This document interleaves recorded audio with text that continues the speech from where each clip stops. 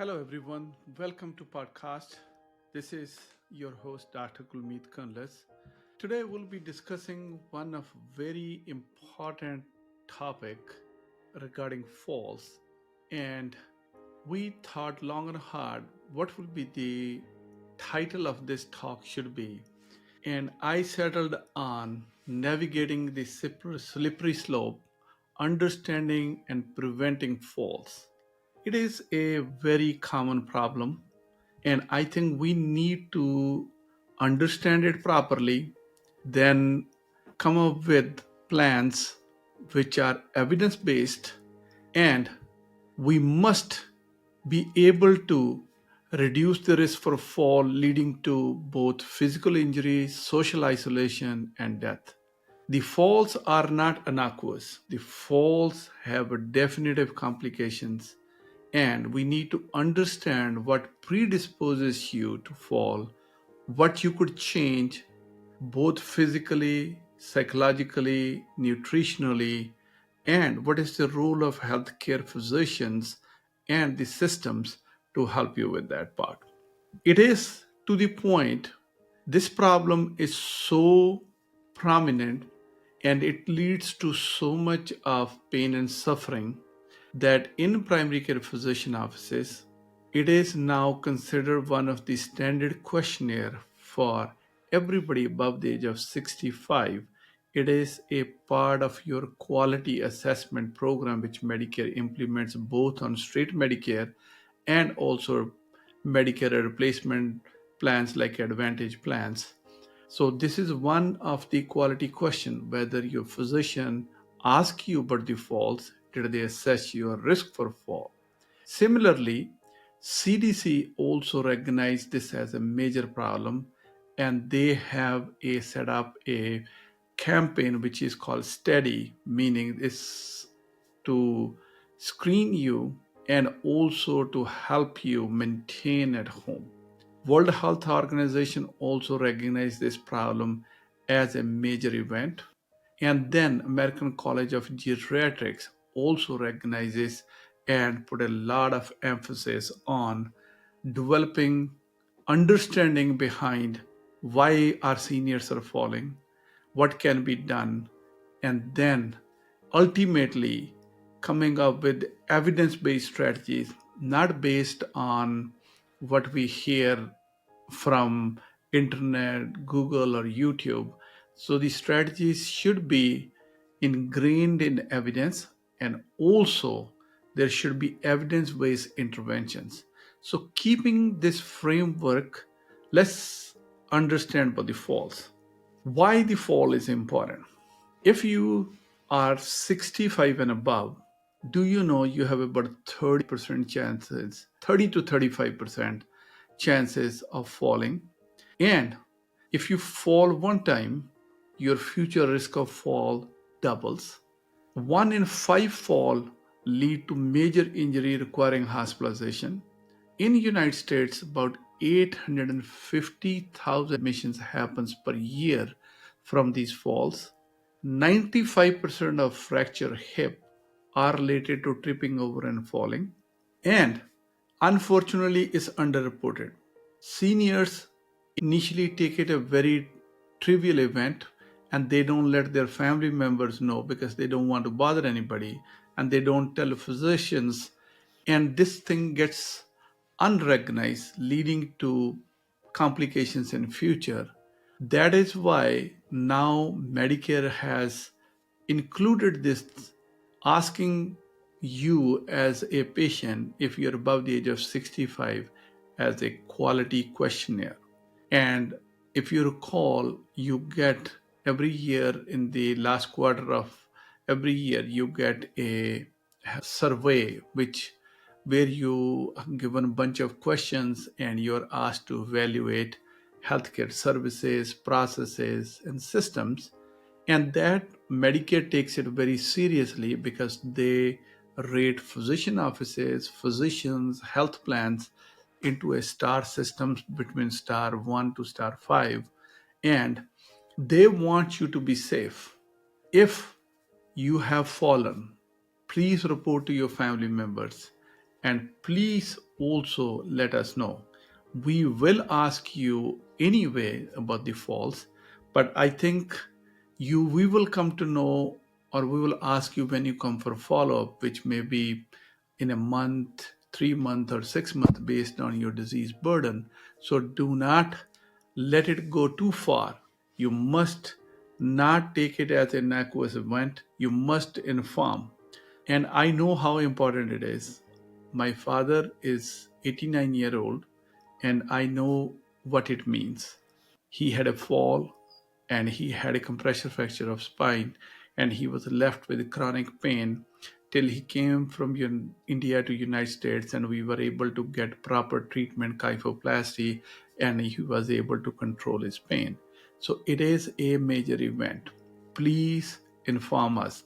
If one message which I want to give you out of this discussion is, please inform your healthcare provider, which will be most of the time will be your primary care physician, which you must let them know, because if you don't let them know, we will not know.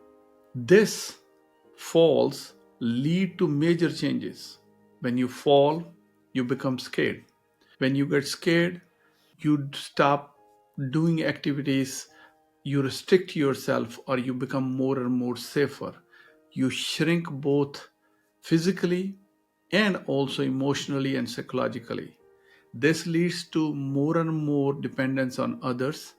You become weaker because now you are not doing what you are supposed to do, and that leads to increased risk and further enhancing the risk of falls. So it will affect all your domains of life: your physical domain, your emotional domain, your psychological domain, your social domain. And you must not keep it to yourself. This information is critical. Now, falls has been historically reported for centuries, and fragility, loss of muscle strength, loss of balance, loss of flexibility comes with age. In previous times, when the longevity of life was not much, most of the people passed away very young. These problems were not very glaring. Now, since healthcare is improving, average life has improved significantly across all races, countries, and ethnicities. This problem is becoming very acute, and the portion of population which is 65 and above is continue to increase, and the population which is above 85 also is increasing significantly. So this has led to very change in dynamics. In the previous time, everybody was living in a joint home where children were your caregivers, and you are in a relatively very protected environment. These days, most of the seniors either live alone or with their partner, and they both are aging at the same time, and technically they are not of any offer them any help. Children try to do everything, but our social setup has moved us apart. Like in our own family, we are two brothers, and our father lives in India, and my brother lives in New York. So this is so much apart which we are living. And now, and this pretty much is the story across the board for any of us. So that has led to change in the dynamics. So the seniors are left with managing this last quarter of their life when they are weak and fragile of their own, and they have a tendency not to involve, or they think they are burdening their family members, children, and anybody else. So they don't tell, and they don't even tell the healthcare system. By the time you come to us, you might have forgotten, but this is a, I think, significant event. In the United States, as I mentioned, there are about 30% of seniors above the age of 65 fall, leading to multiple injuries. And this is statistics hold good all over the world, but there are about 37 million cases of falls which are reported worldwide every year. Now let's take up What makes you at high risk for fall? I think for discussion, we will divide or carry out the discussion in two parallel or into through two buckets.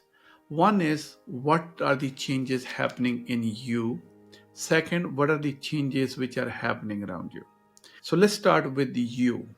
A, as you are aging, unless you are very athletic and you have done everything at your younger age and you are very active, your muscle strength is increased, especially lower body. Your balance is improper. You are not flexible.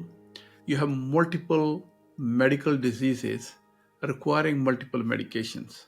And that is the recipe. You are a weak, fragile, with multiple medical problem and with multiple medications.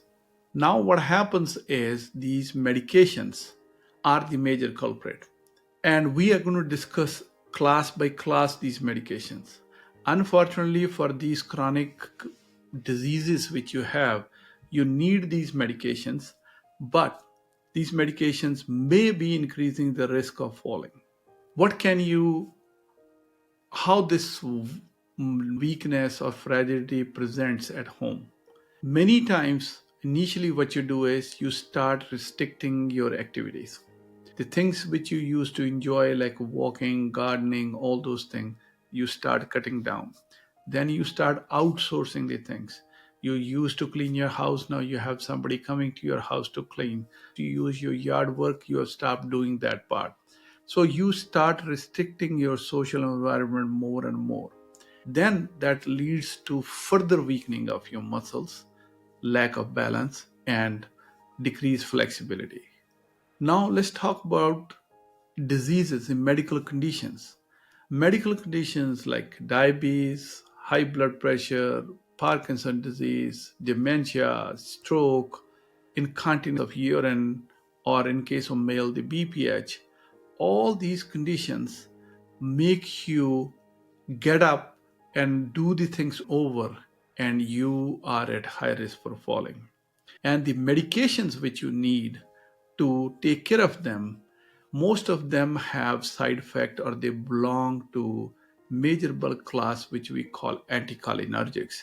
In human body, there are two, the autonomic nervous system has two components, which is cholinergic and sympathomimetic. Detail is not important, but all the medication which affect your parasympathetic system, they put you at high risk for falling. These includes multiple medication. Name any medication class, it can lead to that part. Further, the medications which can lower your blood pressure will be making you high risk for generalized weakness, passing out, and increased risk of falling. Most of the seniors have high blood pressure and they're taking blood pressure medication. Make sure you have a good blood pressure machine at home which you are familiar with, and check your blood pressure regularly. If your blood pressure is dropping too much, that is the time you need to talk to us so that we could adjust your medications. Because irony is, in physician offices, when you come in, you have exerted, you're a little nervous, your blood pressure may be falsely high, and at home, if you're falling, your blood pressure medication, especially if you're on a water pills, and they can lead to high risk for falling. Then most of the seniors are taking something to sleep, whether they are taking over-the-counter PM medication, Tylenol PM, ibuprofen PM, Benadryl, Vistaril, or the medication which we are prescribing you for sleep, that can also increase the risk of falling. Then antidepressants, especially Paxil. Most of the antidepressants are safe. They don't lead to increased risk of falling. But if you're taking the older antidepressant like amitriptyline or desmopressin and also Paxil, they increase the risk of falling. Pain medications are a big group. You're elderly, you have arthritic changes, your joint is replaced, you have fallen, you have back pain, multiple reasons you have for on the pain medication. And unfortunately, in seniors, many times your kidney function is compromised. And when your kidney functions are compromised, we end up giving you narcotic pain medications because other class of medication will make your kidney functions worse. That will lead to high risk for falling. Then if you have a neurological disorders like Parkinson disease, or you had a stroke, or you have a seizure, these are all medications which are highly, they have many side effects leading to complications regarding falling. Muscle relaxant, big offender. If you're in any kind of muscle relaxant, you are at high risk for falling. In case of ladies, all the medications which we could use for incontinence, that can put you at high risk for falling. So let's make sure that you do everything to minimize the medication. Every visit you go and see your doctor, make sure you get your medications verified to your physician and tell them to minimize the medication and descript as many medications which can be done. Now let's go further. When we are walking, other major reason for risk for falling other than decreased muscle strength, balance, flexibility, your chronic medical problem and medication is your footwear. We tend to create a shortcut here. When we are trying to, you have to get up multiple time, bending down, putting footwear is a problem. And because of that, you tend to start wearing loose, slippery footwear. That increases your risk of falling. Please make sure that you have a properly fitted footwear and do not wear the loose one because they will not hold and your foot can slip into that and can lead to fall.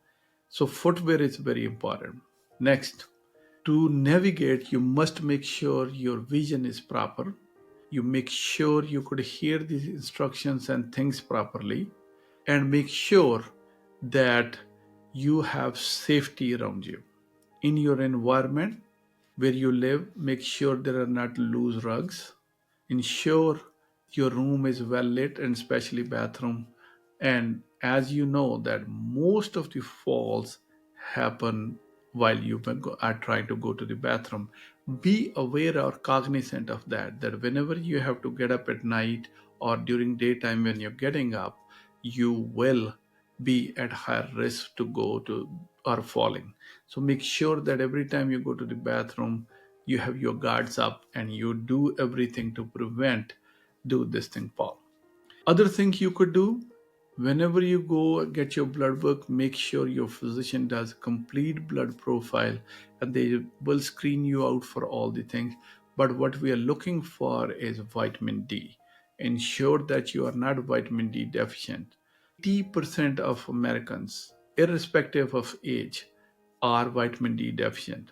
And vitamin D deficiency will lead to brittle bones and leading to high risk for falling and fractures.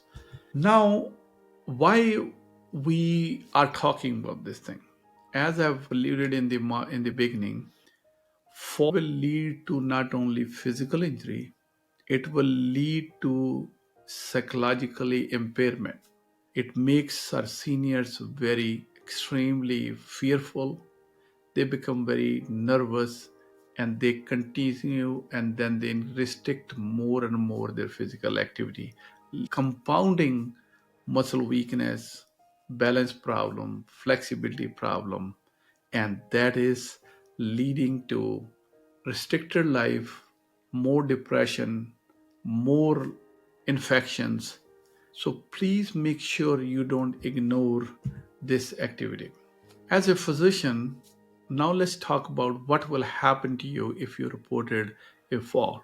If any patient comes to our office or you, in term any physician, when you go, what you should expect. When you go and see a physician, they will technically start assessing you moment you enter the office. When way you're walking, whether you are able to drive yourself or somebody brought you, and whether you are using any assistive devices, what is your gait is and how well you are able to navigate the office. Your assessment has started already. When you come in the exam room, when you're sitting, we will take detailed history about the circumstances, your medications, of what you're taking, and we'll come up with a comprehensive plan. There are certain screening tests which you could do. And if you have somebody with you, don't do it alone. But if you have somebody at home, you could do it yourself.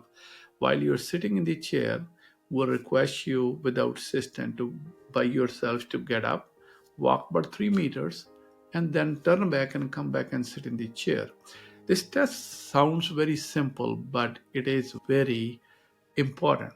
If you are able to complete this activity within 10 seconds, you have no problem. Your risk technically of future falls is very low.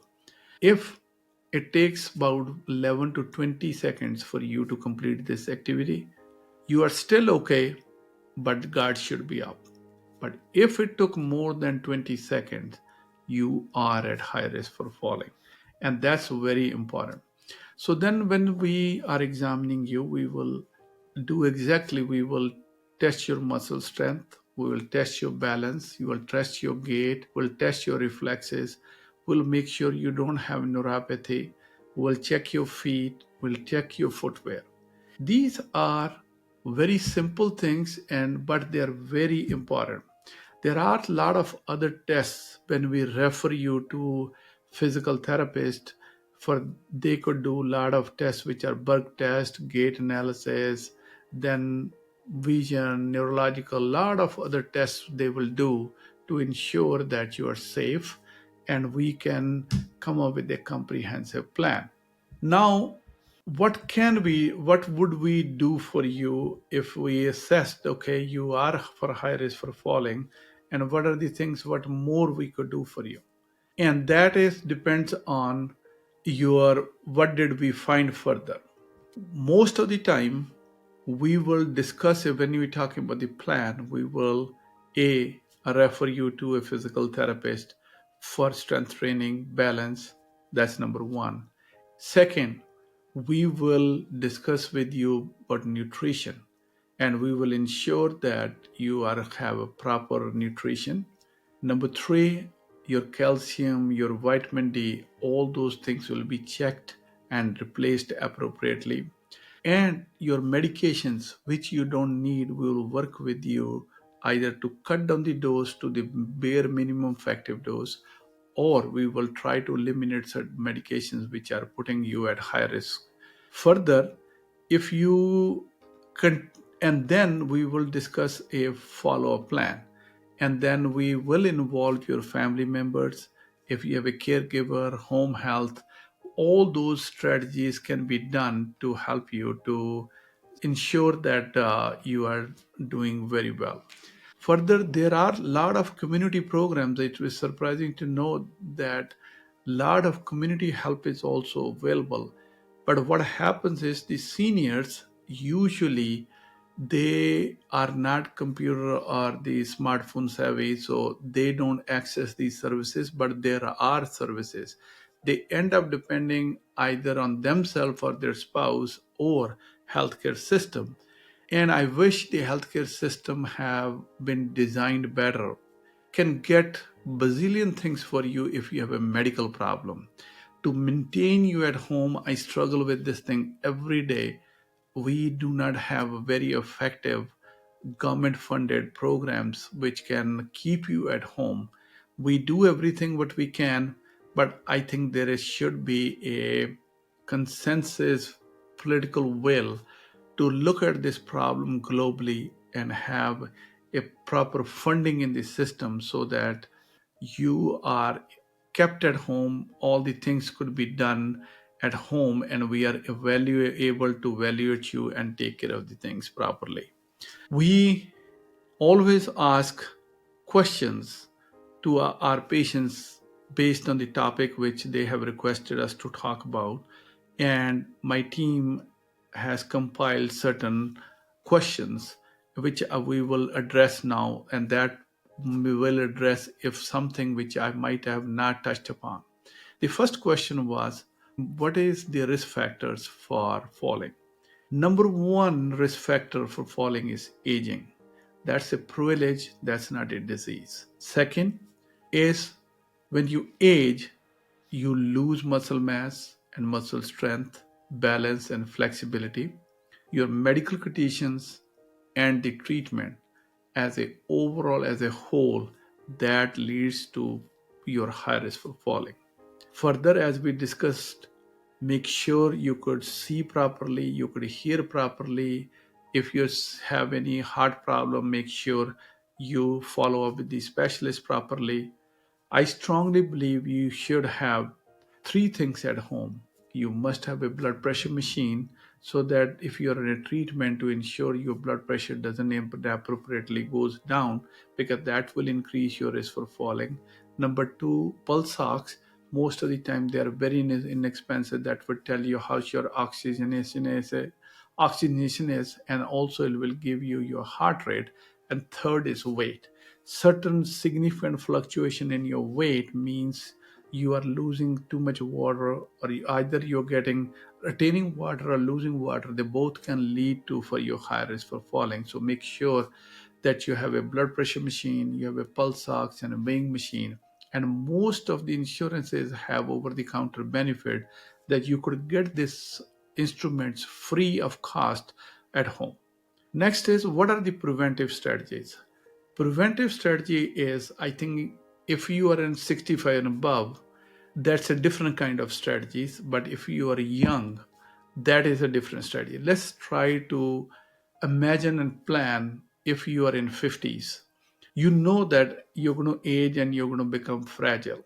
I think weight training, aerobic exercises, walking, working on balance, tai chi, yoga, you must incorporate while you're young so that you could build muscle strength, endurance, and balance, so that once you are senior, you are properly taken care of.